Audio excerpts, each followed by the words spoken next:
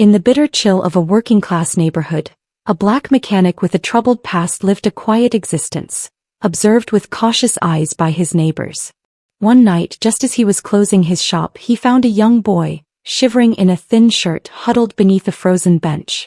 Despite his fear of being misunderstood, he brought the child inside and called the police. This act, unbeknownst to him, wouldn't just save a child's life, it would become the turning point of his own. Before we dive into this story, tell us where you're watching from. We love to hear your thoughts. That winter evening, the wind cut sharper than usual, slicing through the narrow streets like a knife through fabric. It was the kind of cold that made even the streetlights shiver, their dim amber glow flickering above cracked sidewalks and sagging porches. Ashburn Avenue was hushed, save for the occasional crunch of tires on frozen gravel or the distant bark of a chained dog. This part of New Jersey had long been abandoned by prosperity, by city planners, even by hope. People here worked hard, kept their heads down, and locked their doors by 6. At the corner where Ashburn met an alley overflowing with trash bins, a squat brick garage stood, its shutters half rolled down. The sign above, Terry's Auto Repair, had once been a proud red. Now it was faded to the color of rust and time, its edges curled like dead leaves. Inside, under the soft yellow light of a hanging bulb, a tall, broad-shouldered man wiped his hands with a shop rag stained with oil and old stories. Terry Jackson, 50 years old, with a face lined deeper than his age and eyes that had seen too many winters, moved through his space with the quiet rhythm of a man who'd long since learned that noise rarely brought anything good. Years ago, Terry had made a mistake, or perhaps more truthfully, the world had decided that one moment of weakness would define him forever. A burglary conviction had followed him out of prison like a stray shadow, always a step behind. The record said he'd served his time, the neighbors said otherwise. No one here ever truly forgot or forgave. He'd bought the garage with what was left of an inheritance, hoping to build something honest. And he had. His tools were always clean, the bills always fair, the repairs always reliable. But reputation did not rebuild as easily as carburetors. People crossed the street when they saw him sweeping the sidewalk. Mothers pulled their children a little closer when walking past his door. Some even left their engines running when they came to drop off a car, too afraid or too proud to linger.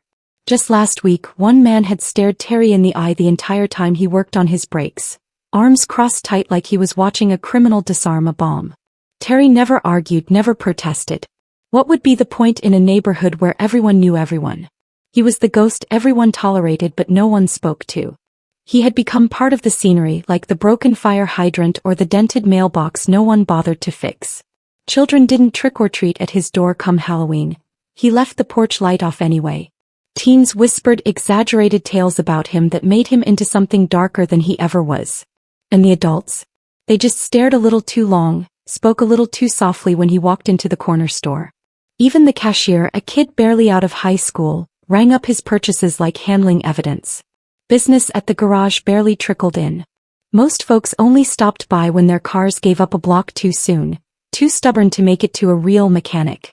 They'd sigh, check their watches and look anywhere but at him as he fixed what needed fixing. When the job was done, they paid quickly, always in cash, and left without thanks, sometimes without even a nod.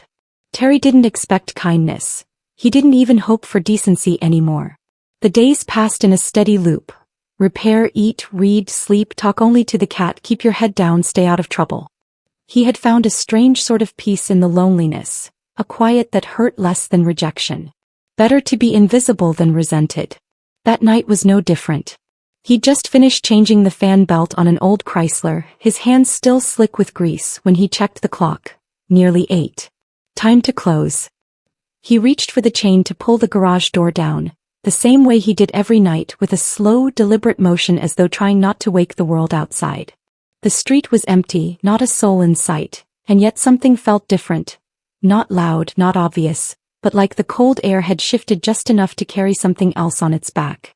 He paused, listened, and the silence answered, the kind of silence that comes before something you never saw coming. He almost didn't see it, just a small movement like a twitch in the corner of his eye. But something pulled his gaze across the street to the broken bench that sat under the crooked street lamp, the one no one ever used except to sleep off a bottle or wait for a bus that rarely came. The light above it flickered weakly, casting thin shadows that bent and stretched like they were afraid of the dark. That's when he saw it. a shape, slight and hunched, wedged awkwardly between the bench and the frozen ground, unmoving except for a shiver so faint it looked like a ripple in the air. Terry stood still, watching from the garage entrance, the cold nipping at his fingertips through the worn holes in his gloves. He narrowed his eyes, uncertain. It wasn't unusual to see someone sleeping rough in this neighborhood. Poverty had roots here deeper than most trees. But this shape didn't look right. It was too small, too fragile, not the slumped bulk of an adult but something younger. He stepped forward, careful not to move too fast, his boots crunching against salt-scattered concrete. The air was sharp, stinging his lungs, and the wind tugged at his coat like it wanted to keep him inside where it was safe. But something had changed in that stillness, something that tugged deeper than instinct. As he crossed the street, the shape stirred just slightly and a pair of wide, pale eyes snapped open. What he saw stopped him cold. A child, a boy no more than 6, maybe 7 at most. His skin was ghostly under the flickering light, blonde hair clumped together with dirt and sweat. His clothes were too thin for this time of year, just a hoodie with sleeves too short and sneakers that barely clung to his feet. He was curled into himself like an animal trying to disappear. When he noticed Terry approaching, his whole body flinched, legs kicking out in panic. He tried to scramble up, but his limbs gave out before he could stand. He collapsed onto his side, arms splayed awkwardly, his breath ragged and visible in the freezing air. Terry's heart twisted. He hesitated for just a beat, then crouched low, holding both hands out, palms up. "Hey kid, I'm not going to hurt you, you hear me? It's okay." The boy didn't answer. His eyes darted wildly, not quite focusing, and his lips moved like he wanted to speak but couldn't find the words. Terry inched closer, feeling every second stretch like an hour. The boy tried to push himself back, but there was no strength left in his limbs.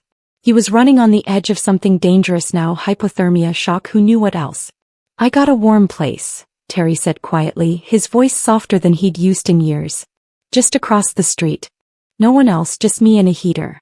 You don't have to talk, just nod if you want help." The boy didn't nod, but he didn't run either. That was enough.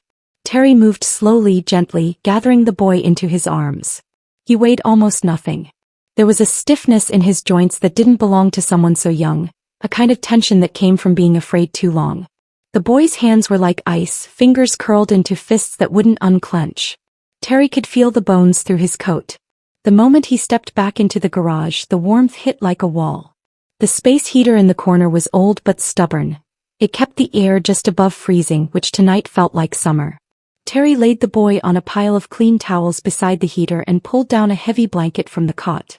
He wrapped him tight, careful not to jar him. The boy's eyes never left him, but they were no longer wide with panic, just weary and exhausted. "I'll get you something hot," Terry murmured, reaching for the kettle he kept on the hot plate. He poured warm water into a mug, mixed in a spoonful of instant cocoa, and knelt beside the boy, holding it out. The boy didn't move. Terry placed the mug beside him, then stepped back, letting the silence stretch.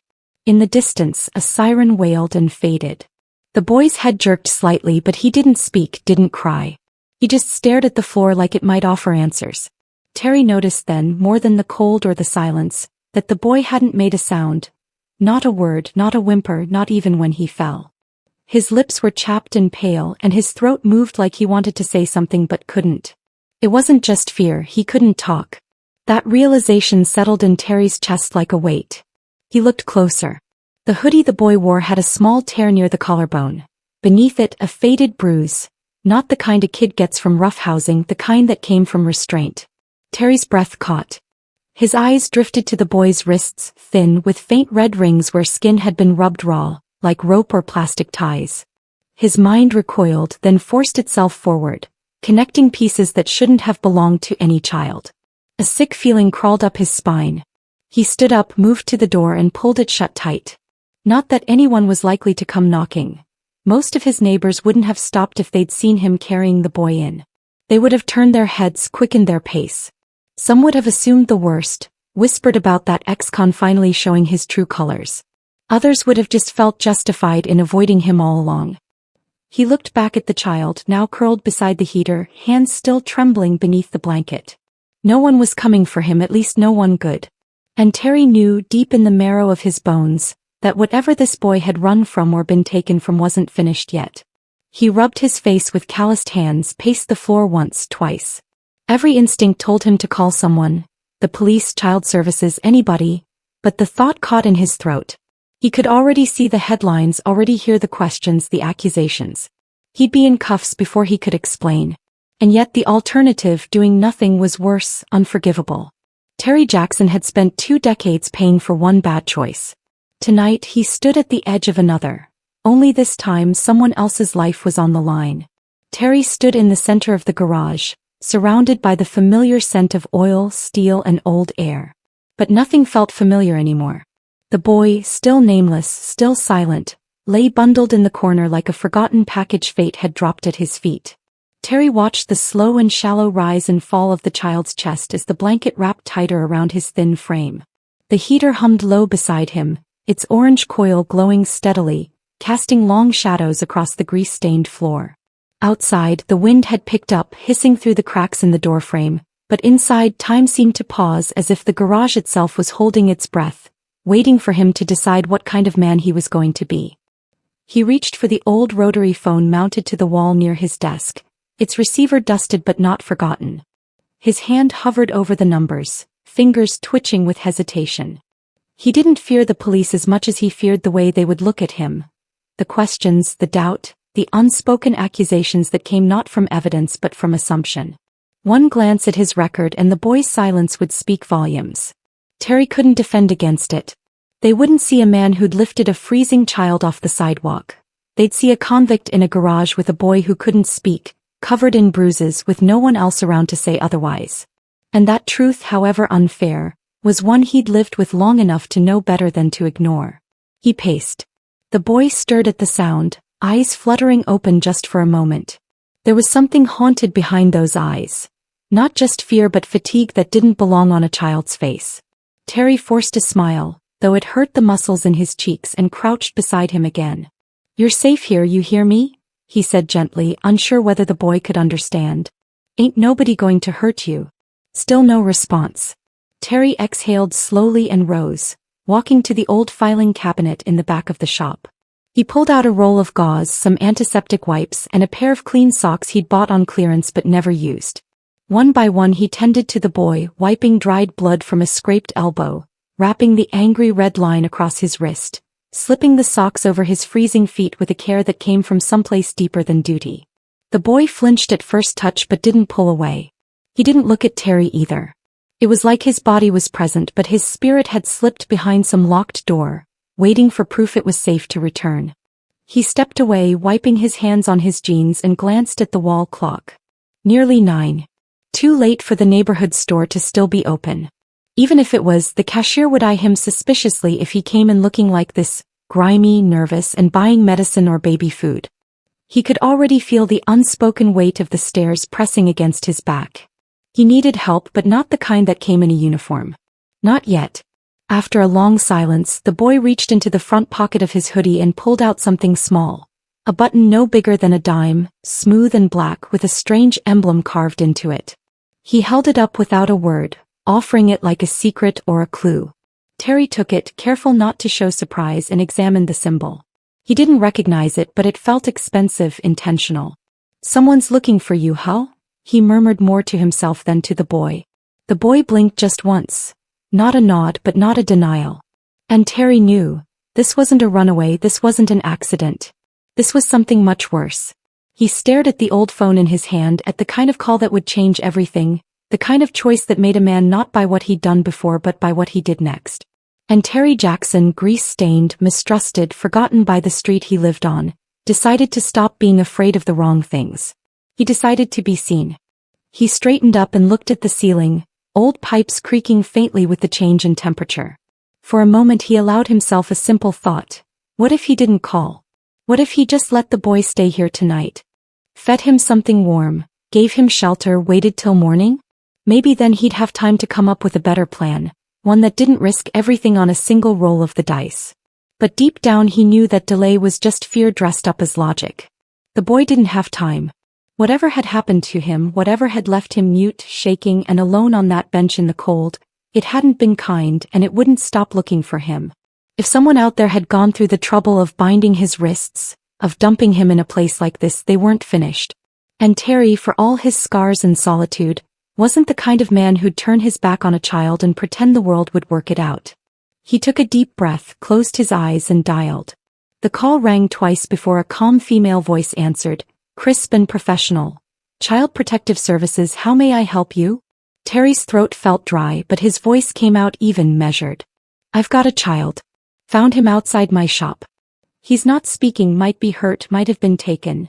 He gave the address, keeping it short, factual, the way he'd learned to speak in court years ago. No room for emotion, no space for mistakes. The woman on the other end asked questions. How old, physical condition, how long he'd been there. Terry answered each one as clearly as he could, aware that every word might be replayed, recorded, doubted later. He could almost hear her typing. When she asked for his name, he hesitated just for a moment. Terry Jackson, he said finally, and braced himself. There was a pause, a shift in the tone. Thank you, Mr. Jackson. We'll dispatch a unit immediately. Please do not leave the child unattended. She hung up. Terry exhaled. There was no going back. 10 minutes passed, maybe 15. He boiled more water, made instant soup, and tried to coax the boy into eating a few spoonfuls.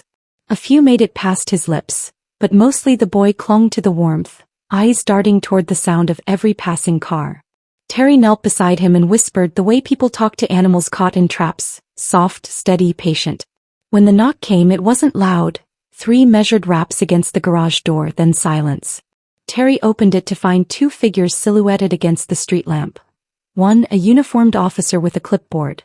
The other, a plainclothes woman in a thick coat with a badge around her neck and a guarded expression on her face. You Terry Jackson? She asked, eyeing him not unkindly but cautiously. I am, he replied. The boy's inside.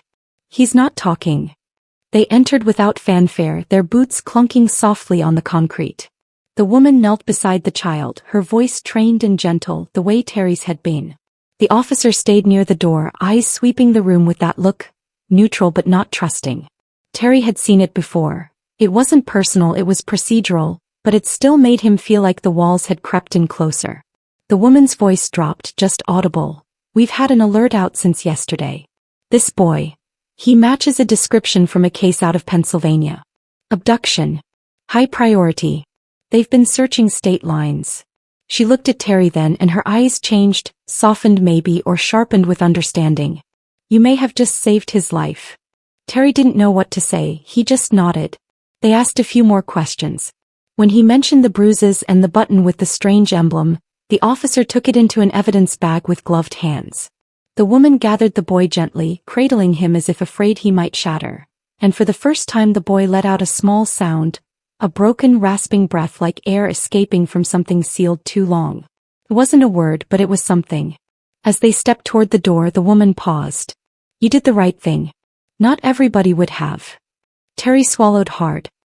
He didn't give me much of a choice. She smiled faintly. That's usually how it works. And then they were gone, swallowed into the night, into the blinking lights of the cruiser that pulled away a few minutes later without sirens. Terry stood in the doorway long after the heater clicked off, long after the quiet returned. He watched the taillights until they disappeared down the block. Behind him, the garage was silent, but something had shifted in the air. He wasn't sure if it was redemption or just relief, but for the first time in years he didn't feel like a ghost in his own life. He felt seen.